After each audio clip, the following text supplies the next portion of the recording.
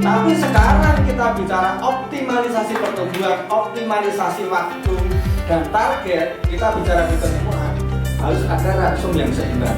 Jadi bibit itu ibarat wadah. Logikanya kalau ingin hasilnya bagus ya wadahnya harus besar.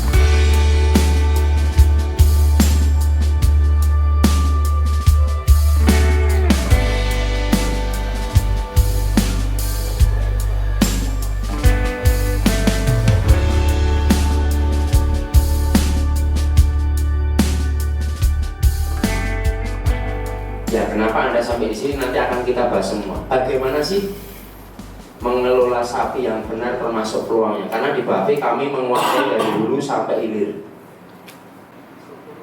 Itu alhamdulillah kami dari testimoni orang-orang yang datang ke kami dan yang kami datangi, ini menguatkan niat kami untuk bersama-sama kita memberikan ilmu semaksimal mungkin kepada bapak-bapak dan mas-mas semua menjadi peternak yang sukses. Sapinya bagus itu ada dua Bapak sekalian. Yang pertama adalah pemilihan bibit atau bakalan. Ibaratnya wadahnya. Jadi bibit itu ibarat wadah, ya. Logikanya kalau ingin hasilnya bagus ya wadahnya harus besar. Berapa lama menumbuhkan Bapak? 4 bulan. Tadi saya sampaikan menurut undang-undang pun sangat. Sebenarnya sapi-sapi yang ekspor itu baru boleh dipotong 120 hari, artinya 4 bulan setelah dibawa ke Indonesia. Sebelum dari itu nggak boleh dipotong. Itu aturan dulu. Berarti bisa memasuki kebutuhan daging nasional berapa? Dari kebutuhan nasional daging berapa ini diketahui oh kalau gitu kebutuhan dagingnya sekian yang harus diimpor.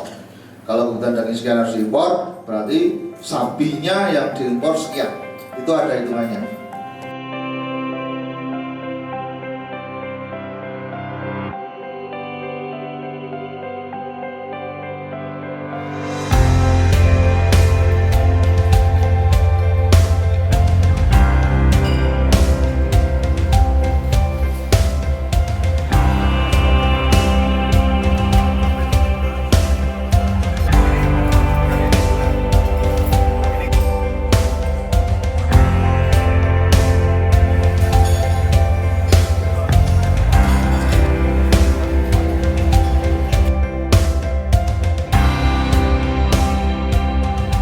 Tapi yang penting di sini adalah bahwa sapi itu adalah hewan ruminansia yang membutuhkan serat kasar. Nah, dalam hal ini yang paling umum adalah selulosa. Kekurangan mineral pada kasus sapi-sapi dengan bobot besar misalnya yang sudah kita gemukkan, permasalahan yang paling sering adalah bermasalah dengan ekstremitas atau kakinya. Biasanya akan terjadi kelemahan otot, sapi bisa ambruk atau gampang terjadi patah tulang. Nah, kalau ini bisa dicegah, maka kita sudah bisa meminimalkan potensi kehilangan biaya untuk pengobatan. Ini bisa dilakukan dengan tadi, artinya kalau kondisi kandangnya benar-benar nyaman, tidak terlalu panas atau tidak terlalu dingin, artinya amplitudo suhunya itu tidak terlalu besar di dalam kandang itu, maka penyakit-penyakit seperti ini tidak akan muncul. Intinya apa? Tadi sudah disampaikan terakhir oleh pertanyaan bagus dari Pak Tejo. Kuncinya apa toh? Dari pakan ternak yang bagus dan penataan lingkungan, mulai dari kandang, bentuk kandang dan lain sebagainya, kebersihan dan lain sebagainya. Itu akan menghasilkan sapi potong yang optimal. Entah itu untuk pembibitan, pengembangbiakan maupun pengembangan. 2, 1. 3, 2, 1.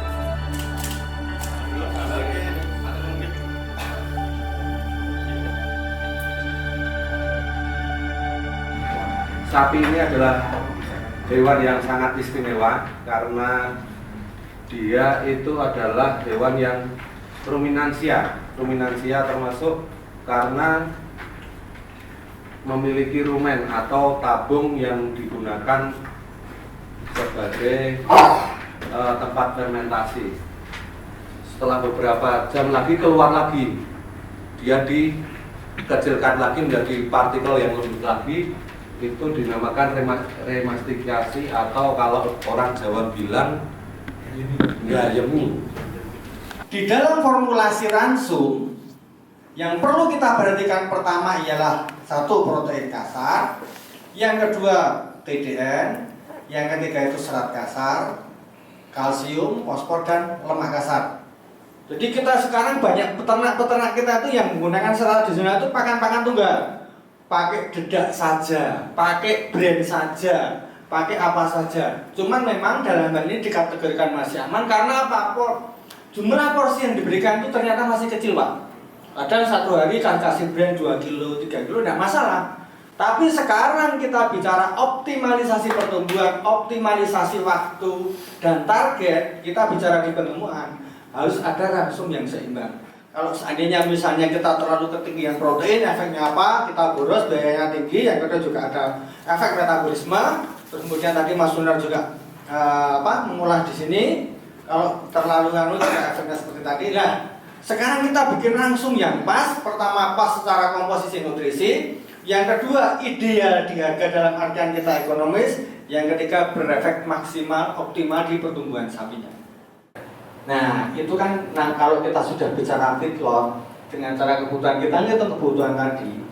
Itu kemungkinan misalnya kalau terjadi bloat misalnya ataupun mungkin kita bicara tadi asidosis. Di dalam komposisi ransum sudah ditambah aditif ataupun bahan-bahan yang lain yang bisa meminimalisir terjadinya asidosis. Itu ada, Pak. Kita bicara di manajemen feedlot.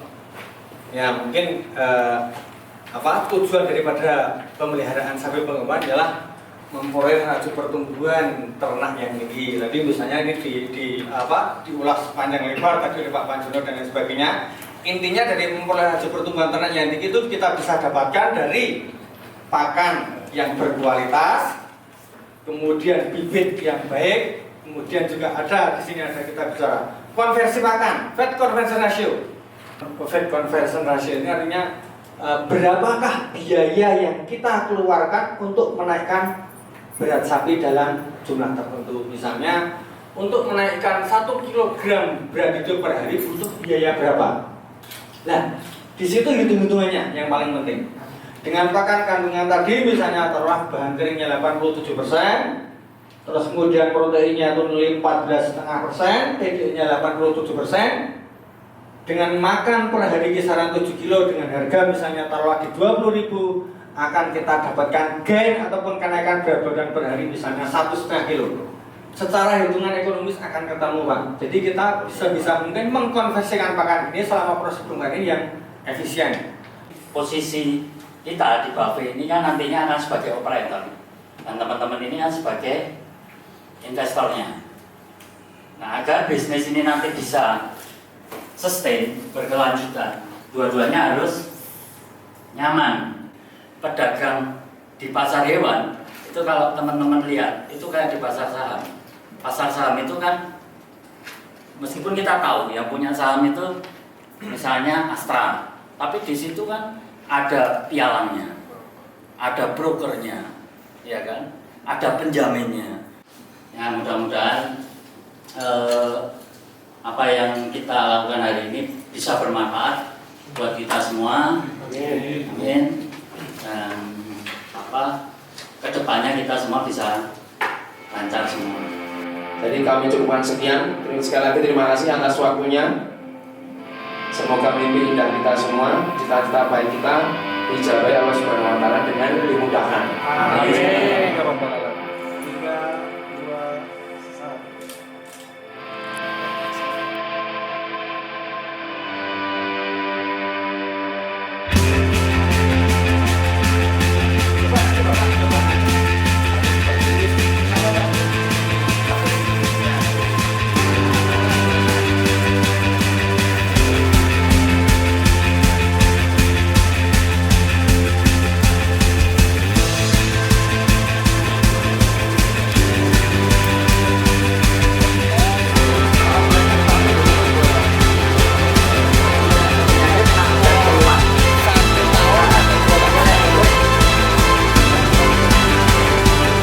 Bersama Bape Manajemen sama peserta pelatihan yang ada di Pasar Siono.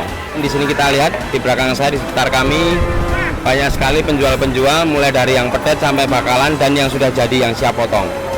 Di sini kami mengajak para peserta pelatihan untuk belajar secara langsung praktek, mulai dari memilih, menganalisa sapi-sapi yang kategori 1, 2, 3, 4 seperti yang disampaikan kemarin di kelas.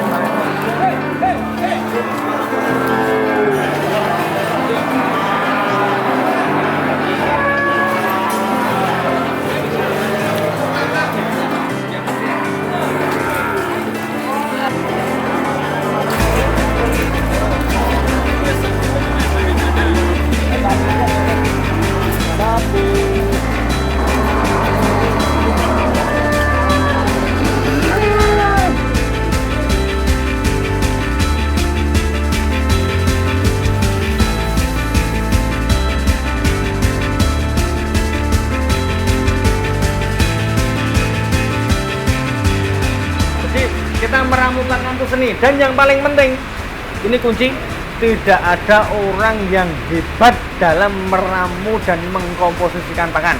Artinya apa? Yang paling penting ialah satu, kita memanfaatkan potensi yang ada, harganya ekonomis, bisa keternaknya bisa tinggi, di pertumbuhan sapinya bisa maksimal.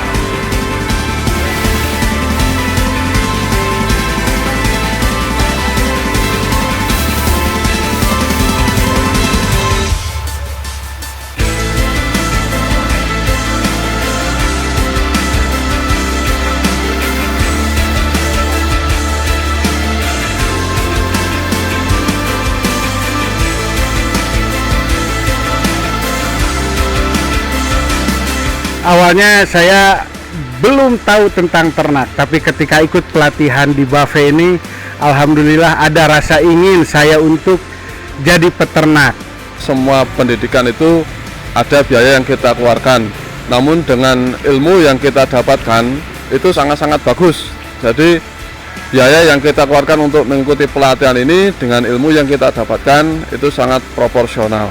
Kami berharap sebagai selaku mahasiswa baru dan nantinya insya Allah akan menjadi peternak-peternak muda yang akan sukses di Indonesia. Ilmu yang didapat sangat baik untuk kita sebagai peternak yang pemula baru-baru. Terima kasih Bape, saya siap untuk menjadi peternak yang bisa diandalkan untuk Indonesia.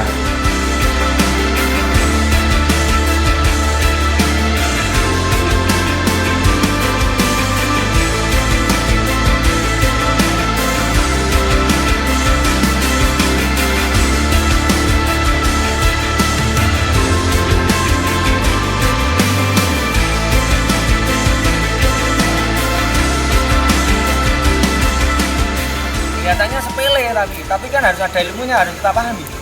Kan ibarat kita itu proses pembuahan, kita jangka waktunya sama, mungkin pakannya berbeda, kualitas sapinya berbeda, kualitas pakannya berbeda, efeknya juga hasilnya akan berbeda.